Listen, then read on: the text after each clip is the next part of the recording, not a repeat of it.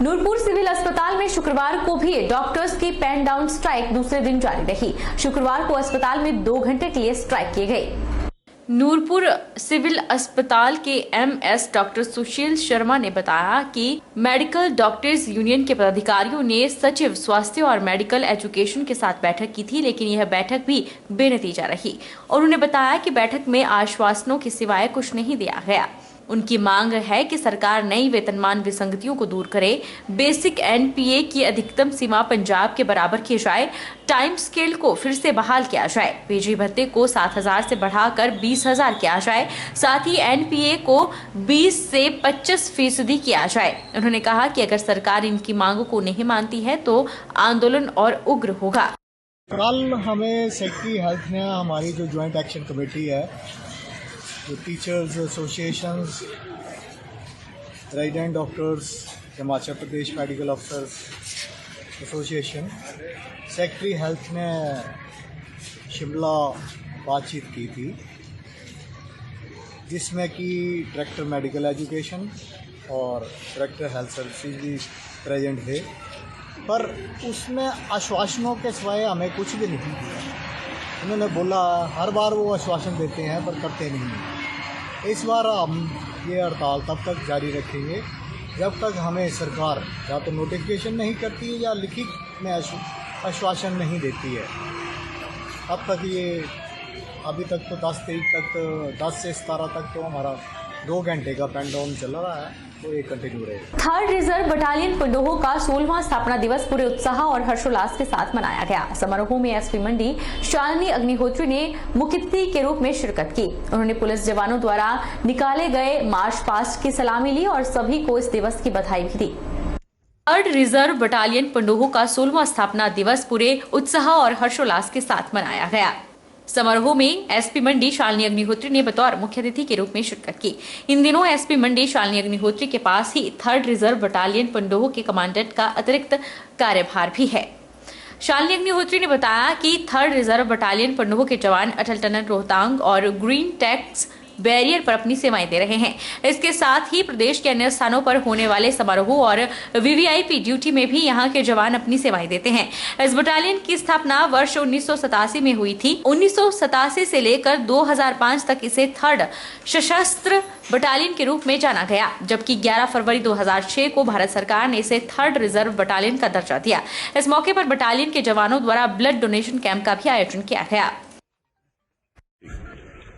आज 3rd IRBN Pandoh के जो है 16वां स्थापना दिवस हम यहाँ पे मना रहे हैं। ये बटालियन साल 2006 से आईआरबीएन के स्वरूप में आई थी, लेकिन 1987 से यहाँ पे पुलिस के यूनिट्स जो आईसी सेम कैंपस पे जो कार्य करते रहे हैं। और 3rd बटालियन पंडोह के जो जवान हैं वो अटल टनल की सब ड्यूटी, ग्रीन बैरियर एनजीटी के जो बैरियर्स मनाली में वहाँ पे, उसके साथ ही मंडी ज़िला में जितने भी वीआईपी टूर्स, शिवरात्रि फेयर या अन्य इम्पोर्टेंट ट्रैफिक ड्यूटीज़ है, जैसे कि हम देख रहे हैं कि मंडी ज़िला में काफ़ी वाइडनिंग का काम चल रहा है। वहाँ पे 3rd बटालियन पंडोह के ही जवान जो हैं दिन रात अपनी ड्यूटी दे रहे हैं और इनकी जो ड्यूटीज़ है वो बहुत ही सराहनीय है। न सिर्फ हिमाचल प्रदेश के अंदर बल्कि देश भर में इलेक्शन ड्यूटीज़ में इनके अच्छे कार्य के लिए विभिन्न प्रदेश के पुलिस के ऑफिसर्स ने इनकी सराहना की है। और मैं जिला मंडी की पुलिस अधीक्षक होने के नाते भी इनका धन्यवाद भी करना चाहूँगी और मैं पूर्ण रूप से इनकी सराहना भी आपके समक्ष करना चाहूँगी कि इनके सहयोग से मंडी ज़िला में बहुत सारे जो इम्पोर्टेंट इवेंट्स हैं वो हैसल फ्री हुए और अच्छी ड्यूटी ये लोग करते हैं। नूरपुर सिविल अस्पताल में तैनात पहली महिला एम्बुलेंस चालक अन्य महिलाओं के लिए प्रेरणा बनती जा रही है। हमीरपुर जिला की रहने वाली नैन्सी बीकॉम ग्रेजुएट है, लेकिन बचपन से ही उनका शौक एम्बुलेंस चालक बनना रहा। नूरपुर सिविल अस्पताल में तैनात पहली महिला एम्बुलेंस चालक अन्य महिलाओं के लिए प्रेरणा बनती जा रही है। नैन्सी बताती है कि बचपन से ही उन्हें वाहन चलाने का शौक था और धीरे धीरे वह वाहन चलाने में माहिर होती गई। अपनी माता से प्रेरित होकर उन्होंने चालक बनने का निर्णय लिया और आज बतौर एम्बुलेंस चालक वह सेवाएं दे रही है। उन्होंने कहा कि आज महिलाओं को अपने सपने पूरे करने में कई तरह की परेशानियों का सामना करना पड़ता है। समाज और रिश्तेदारों के ताहनों के कारण कई महिलाएं अपने सपने पूरे नहीं कर पाती।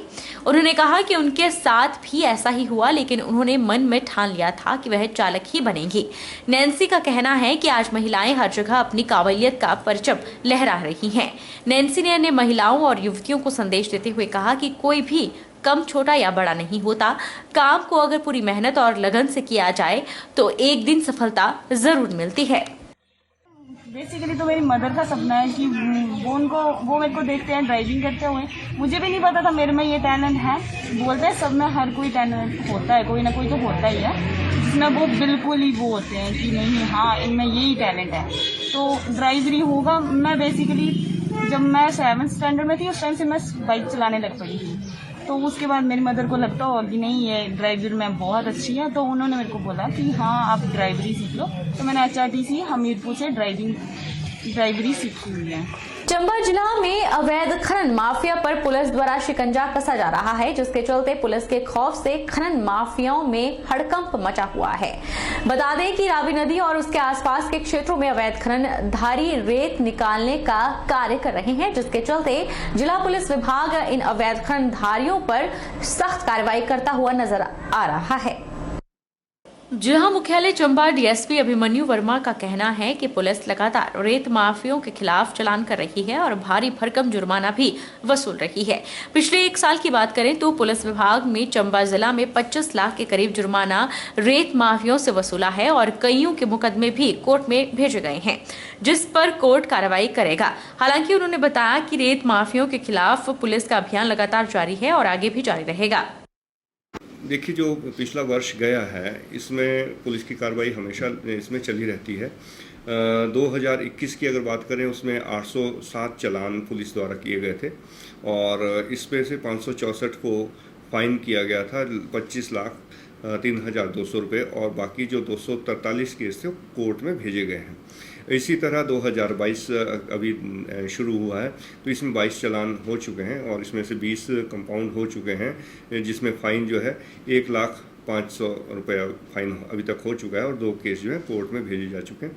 और कुल मिलाएं अभी तक पिछले 1 जनवरी 2021 से तो 829 केस हुए हैं और 584 इसमें भुगतान हो चुका है और 26,37,3,700 रुपये इसमें से भुगतान जुर्माना लिया गया है और 245 जो कोर्ट में अभी चल रहे हैं।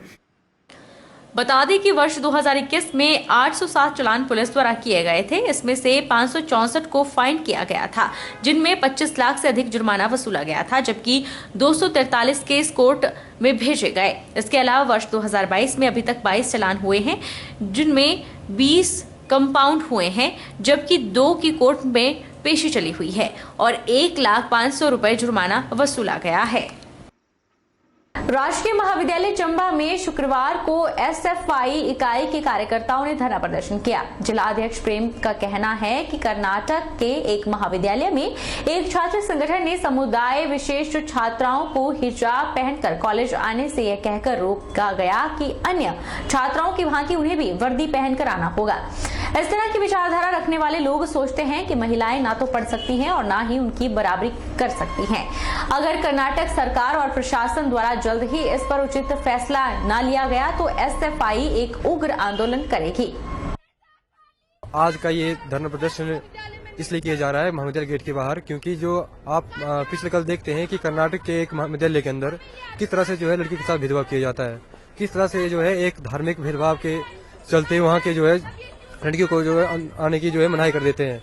एक किसी धर्म से संबंधित लड़कियों जैसे वो बुर्का पहन के जो है कॉलेज के अंदर आती है, तो एक संघ की विचारधारा रखने वाला जो है छात्र लोग जो है उनको किस तरह से जो है क्लासरूम से बाहर निकाल देते हैं और जो है कॉलेज जाने से जो है बाध्य कर देते हैं। इस तरह जो है जो कर्नाटक विश्वविद्यालय है वो भी उनका जो है साथ देता है। और जिस तरह से जब हमारा संविधान जो है एक सबको जो है पहनावा जो पहनने का अधिकार देता है, चाहे कुछ भी करने की जो स्वतंत्रता देता है, उस तरह से एक जो है संघ की विचारधारा रखने वाले लोग जो है इस तरह से किसी भी धर्म के साथ जो है भेदभाव नहीं कर सकते। राइजिंग स्टार बायोनेट की 16वीं सिख राइट इन्फेंट्री बटालियन द्वारा शुरू किए गए 10 दिवसीय साइकिल अभियान के तहत निकाली गई यात्रा गुरुवार शाम को बिलासपुर पहुंची। राजकीय वरिष्ठ माध्यमिक पाठशाला छात्र में रात्रि विश्राम के बाद शुक्रवार को यह यात्रा मंडी के लिए रवाना हुई। 1971 भारत पाक युद्ध के युद्ध के तहत स्वर्णिम विजय वर्ष की 50वीं वर्षगांठ और स्वतंत्रता के 75 वर्ष को आजादी का अमृत महोत्सव के रूप में मनाते हुए साइकिल अभियान शुरू किया गया है, जिसके तहत सेना के जवान साइकिल पर सवार होकर प्रदेश के कठिन और पहाड़ी इलाकों से गुजर रहे हैं और इन 10 दिनों में वह साइकिल के माध्यम से 554 किलोमीटर की दूरी तय करेंगे। शुक्रवार को बिलासपुर के बॉयज स्कूल से आगे के लिए रवाना होने से पहले लेफ्टिनेंट अभिषेक संब्याल ने स्कूली बच्चों को संबोधित किया। उन्होंने छात्रों को भारतीय सेना के बारे में बताया और उन्हें भारतीय सेना में भर्ती होने के लिए प्रेरित किया। स्कूल प्रधानाचार्य जीवन ज्योति शर्मा ने भी भारतीय सेना के जवानों का स्कूल में पधारने पर स्वागत किया और छात्रों से आह्वान किया कि लेफ्टिनेंट अभिषेक संब्याल के अनुभवों को अपने जीवन में अपनाएं।